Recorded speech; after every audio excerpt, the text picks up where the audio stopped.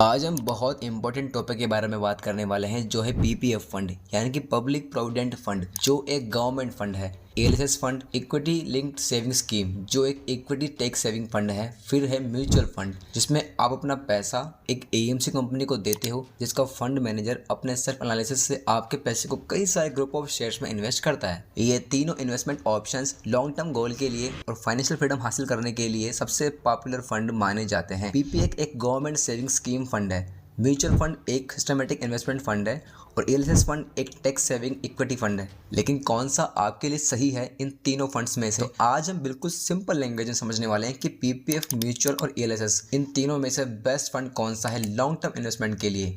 इनके बीच का difference, returns और टैक्स बेनिफिट्स को डिटेल से समझेंगे और ये भी जानेंगे कि आप किस तरह इनमें इन्वेस्ट करके अपना फ्यूचर सिक्योर कर सकते हैं और अपने पैसा को टाइम के साथ कंपाउंड कैसे कर सकते हैं। तो अब सबसे पहले समझते हैं पीपीएफ फंड को। पीपीएफ एक लॉन्ग टर्म सेविंग स्कीम है जो सरकार के द्वारा चलाई जाती है। ये बहुत सेफ और सिक्योर ऑप्शन माना जाता है इन्वेस्टमेंट के लिए। क्योंकि ये गवर्नमेंट बैक्ड होता है यानी कि इस पूरे फंड के ऊपर गवर्नमेंट की नजर होती है, इसलिए ये फंड काफी सेफ माना जाता है। जो लोग बैंक एफडी करते हैं जिससे बैंक उन्हें 6 से 7% तक का रिटर्न देता है, अगर वो वही पैसा पीपीएफ में इन्वेस्ट करते तो उनका 10 से 12% का रिटर्न आसानी से मिल जाता, वो भी बिल्कुल लो टैक्स के साथ। अगर आपको पीपीएफ में इन्वेस्टमेंट करनी है तो आप बैंक या पोस्ट ऑफिस जा सकते हैं। बैंक और पोस्ट ऑफिस ये स्कीम प्रोवाइड करवाते हैं। अब समझते हैं पीपीएफ एक्चुअल में काम कैसे करता है। अगर आपने पीपीएफ में इन्वेस्टमेंट की है तो आपका पैसा ग्रो कैसे होगा। अब देखिए, पीपीएफ में आप हर साल एक मिनिमम अमाउंट 500 रुपए से मैक्सिमम अमाउंट 1.5 लाख तक का इन्वेस्ट कर सकते हैं और इस इन्वेस्ट किए गए अमाउंट पर गवर्नमेंट आपको फिक्स रिटर्न भी देती है जो हर साल क्वार्टर में डिसाइड किया जाता है करंट इन्फ्लेशन के हिसाब से। मतलब अगर महंगाई दर मान लेते हैं 7% पहुंच गई है तो पीपीएफ का रिटर्न उससे ज़्यादा होगा यानी कि 9 से 10% या उससे ज़्यादा भी हो सकता है। जैसे अभी के लिए मान लेते हैं कि इंटरेस्ट रेट 9 से 10% है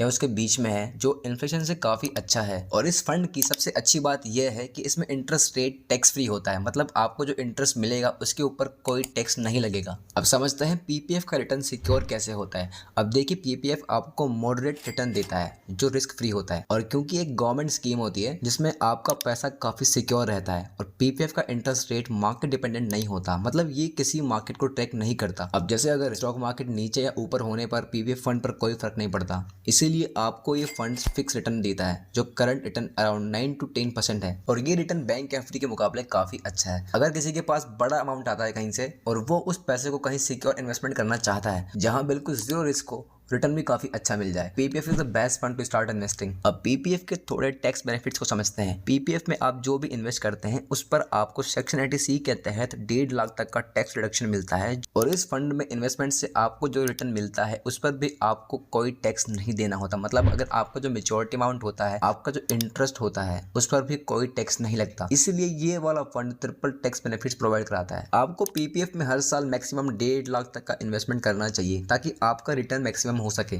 अगर आप हर साल के स्टार्टिंग में 1.5 लाख रुपए इन्वेस्ट करते हैं तो आपको पूरे साल का इंटरेस्ट रेट मिलता है। तो अब बात करते हैं सेकंड ऑप्शन जो है म्यूचुअल फंड। म्यूचुअल फंड के बारे में तो आप सभी लोग जानते ही होंगे। म्यूचुअल फंड एक इन्वेस्टमेंट व्हीकल है जिसमें आपका और दूसरे इन्वेस्टर्स का पैसा मिलाकर fund manager different stocks, bond या सिक्योरिटीज में इन्वेस्ट करता है अपने सेल्फ एनालिसिस से और उसके बदले वो आपसे कुछ चार्ज भी करता है जो लगभग 1 से 2% हो सकता है। म्यूचुअल फंड इन्वेस्टमेंट इक्विटी, डेब्ट, हाइब्रिड फंड इन सभी इन्वेस्टमेंट फंड्स के फॉर्म में होता है। अब कहने का मतलब यह है कि रनिंग मार्केट को ट्रैक करता है। जैसे एग्जाम्पल के लिए कोई XYZ AMC asset management company को आप अपना पैसा देते हो तो वो कई सारी कंपनीज के शेयर्स का ग्रुप बनाती है जो फ्यूचर में अच्छे रिटर्न दे सके, उसके हिसाब से उनमें इन्वेस्ट करती है। मतलब इसका रिटर्न मार्केट के अप डाउन को ट्रैक करता है, मार्केट की परफॉर्मेंस को ट्रैक करता है। जब आप म्यूचुअल फंड में इन्वेस्ट करते हैं तो आपको उस फंड की यूनिट्स मिलती है जो आपके इन्वेस्टमेंट अमाउंट के हिसाब से होती है। फंड मैनेजर आपका पैसा स्टॉक्स, बॉन्ड या हाइब्रिड इंस्ट्रूमेंट्स में इन्वेस्ट करता है। आपको रेगुलर डिविडेंड्स या कैपिटल एप्रिसिएशन के फॉर्म में रिटर्न भी मिलता है। अब जैसे अगर आपने 10 लाख रुपए इन्वेस्ट किए तो हर महीने एक 25 से 30 हज़ार की सैलरी आप इजीली विड्रॉल कर सकते हैं SWP से। SWP सिस्टमेटिक विड्रॉल प्लान होता है जिसमें आप मंथली फिक्स सैलरी विड्रॉल कर सकते हैं और आपका इन्वेस्ट किया गया पैसा ग्रो भी होता रहेगा। अब म्यूचुअल फंड के रिटर्न्स और टैक्स बेनिफिट्स को समझते हैं। म्यूचुअल फंड में आपको हाई रिटर्न्स मिल सकते हैं लेकिन डिपेंड करता है कि आपने किस टाइप के म्यूचुअल फंड में इन्वेस्ट किया है। Equity mutual fund long term में आपको 10 से 15% तक का रिटर्न दे सकता है लेकिन रिस्क भी काफी ज्यादा होता है। डेब्ट फंड में आपका रिस्क थोड़ा कम होता है लेकिन इसमें रिटर्न भी फिर काफी कम होता है। अब लॉन्ग टर्म में अगर आप इन्वेस्टमेंट करते हो तो आप उससे कंपाउंडिंग का फायदा उठा उठा सकते हो, आपका पैसा कंपाउंड होता रहेगा। अब बात करते हैं म्यूचुअल फंड के टैक्स बेनिफिट्स के बारे में। वहीं म्यूचुअल फंड में टैक्स आपके होल्डिंग पीरियड पर डिपेंड करता है, मतलब आपने अपना पैसा कितने साल के लिए होल्ड रखा है। अगर आप 1 साल से कम में इक्विटी बेचते हैं तो आपको सेक्शन 111 एक्ट ए के तहत 15% का short term capital gain tax देना पड़ता है, और 1 साल से ज्यादा रखने पर आपको long term capital gain tax देना पड़ता है। एक लगता है एग्जम्स है और उसके ऊपर 10% लगता है। तो कोशिश करें कि कम से कम 10 साल के लिए तो इन्वेस्ट करें। तो बात करते हैं म्यूचुअल फंड के सही इन्वेस्टमेंट्स के बारे में कि म्यूचुअल फंड आपको क्यों करना चाहिए, म्यूचुअल फंड आपके लिए बेस्ट क्यों है। तो देखिए, म्यूचुअल फंड उन लोगों के लिए है जो रिस्क ले सकते हैं, अपने पैसों को लेकर इन्वेस्टमेंट कर सकते हैं लॉन्ग टर्म के लिए, क्योंकि म्यूचुअल फंड में आपका पैसा टाइम के साथ कंपाउंड होता रहता है। अगर आपने 10 साल के इन्वेस्ट किया, 15 साल के लिए इन्वेस्ट किया या 20 साल के लिए इन्वेस्ट किया तो आपका पैसा टाइम के साथ ग्रो होता रहता है। ये लॉन्ग टर्म इन्वेस्टमेंट के लिए अच्छा ऑप्शन है, लेकिन आपको मार्केट के फ्लक्चुएशंस के लिए तैयार रहना पड़ेगा।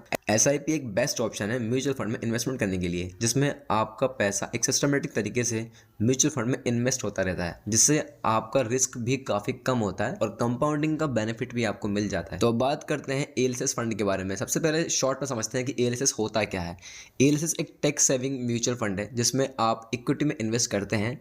इसमें आपको मार्केट लिंक रिटर्न मिलता है, इसके साथ आपको टैक्स सेविंग्स का बेनिफिट्स भी मिलता है। ये सेक्शन 80C के तहत आता है, जैसे कि PPF, इसमें आपको रिटर्न्स के ऊपर टैक्स नहीं देना होता। एक्चुअल में ALSS काम कैसे करता है चलिए समझते हैं। ALSS म्यूचुअल फंड के इक्विटी ओरिएंटेड फंड है, जिसमें आपका पैसा लार्जली स्टॉक्स में इन्वेस्ट होता है। इसमें एक लॉक इन पीरियड होता है जो 3 साल, 4 साल या 5 साल तक का हो सकता है, जो PPF के कंपैरिजन में काफी कम है। अगर आपको एक फिक्स फंड में इन्वेस्टमेंट करनी है तो आप PPF में कर रहे हैं तो आपको लॉन्ग टर्म तक जाना पड़ेगा। अगर आप कोई शॉर्ट टर्म के लिए इन्वेस्टमेंट करनी है जैसे 3 साल के लिए, आपका गोल शॉर्ट टर्म है तो आप ALSS फंड को चूज कर सकते हैं और इसमें आपको टैक्स बेनिफिट्स भी मिल सकते हैं। ALSS में हाई रिस्क के साथ साथ आपको हाई रिटर्न भी मिलते हैं, क्योंकि ये इक्विटी बेस्ड फंड है। हिस्टोरिकली ALSS 12 से 15% तक का रिटर्न दे सकता है, लेकिन मार्केट की परफॉर्मेंस के हिसाब से ये वरी करता है। ALSS फंड में आप जो इन्वेस्ट करते हैं उस पर आपको सेक्शन 80C के तहत 1.5 लाख तक का टैक्स रिडक्शन मिलता है, पर जो रिटर्न आपको मिलता है उस पर long term capital gain tax लगता है जो 1 लाख तक एग्जम्प्ट होता है, और उसके बाद 10% यानी कि long term capital gain tax लगता है, LTGC। वहीं अगर ये सेम रिटर्न आप चाहते हैं लॉन्ग टर्म के लिए तो आप PPF की तरफ जा सकते हैं, क्योंकि PPF में इससे आपको टैक्स बेनिफिट्स मिलेगा। ALSS में आपको थोड़ा सा टैक्स देना होता है आपके रिटर्न्स के ऊपर। अगर लॉन्ग टर्म के लिए है तो